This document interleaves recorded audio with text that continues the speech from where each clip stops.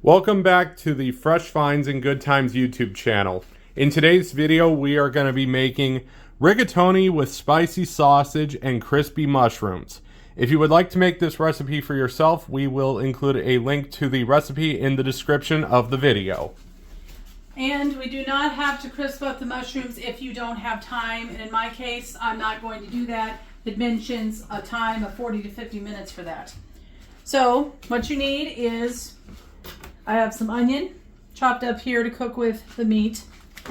We're going to use ground sausage that we got from Hy-Vee. I have already cooked fusilli. You can use any kind of pasta you want. Then I have also my chopped up vegetables. We've got peppers, tomatoes, and mushrooms, which the peppers and tomatoes are complements of Mark, who is my husband, and he has a garden in the back, so it's kind of nice to have some farm-to-table food in this recipe. And then we'll be using Italian seasoning as well. Oh, and also, you don't have to do this, but it would make it even better, is to have some sauce, which I will be using this. It's organic tomato basil marinara sauce, but you can use any kind that works for your family to go with this. So now we're going to go over here and I am going to cook the meat. This is the same pan that I had cooked my pasta in earlier. So it's already, hot, so it shouldn't take too long. Put a little olive oil in the bottom of the pan just to ensure that the meat gets cooked nice and, it's not dry or anything. And this should not take too long to cook this down in here. Sausage.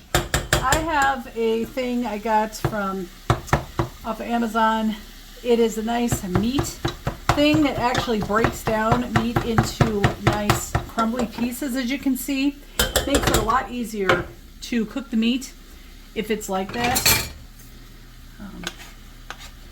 And then while that is cooking, I will add a little bit of pepper to that. We like to use the fresh ground pepper. Get it from Aldi's. Gives it a nice little flavor. So some nice fresh ground pepper. And then of course a little bit of Italian seasoning, which again, this is a good choice because it is salt free. So that way then it allows you to add salt as needed because you're not getting it from this. And of course, you want to mix that up, and as you can see, it's grinding nicely, coming together, so that way then you get bites of the meat throughout everything. We're going to add in my onions so we can start cooking those down as well. And I just use a white onion, yellow, whatever, will work. Let that cook down for a few minutes. And I'm not adding any salt to this, but if you feel, that you need some salt, you certainly can. Usually with the sausage, the way it is, it's usually salty enough that it doesn't need anything. But sometimes, and you always want to keep your thing usually on medium heat just because that way then everything cooks real nice. Now, as you can see, I'm going to add the tomatoes, mushrooms, green peppers. Now that the other stuff, the onions have had a chance to kind of cook down a little bit.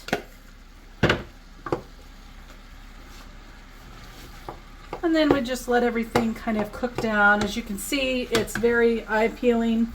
Nice color to that. Looks really good. Gonna let that cook down for a few minutes. And then once that's cooked, I'm going to put everything into a bigger pan so that way then we can mix it up. We've got the pasta and the sauce yet to mix, but we'll see.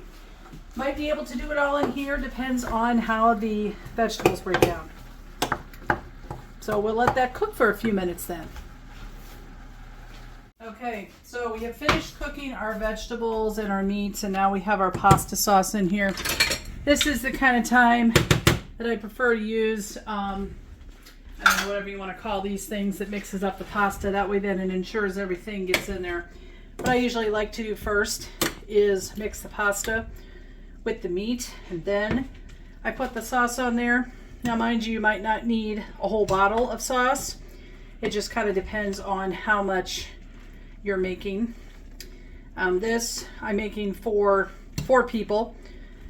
And as you can see, I think I don't know what they call these things, but it is a good kitchen tool to have because it mixes up everything, as you can see, because you want to get bits of meat and vegetables throughout your entire pasta dish.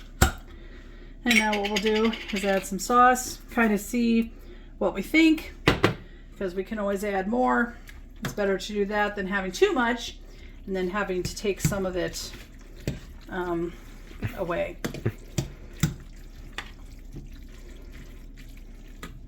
I'd say maybe just a little bit more because you want to get every piece coated with some sauce.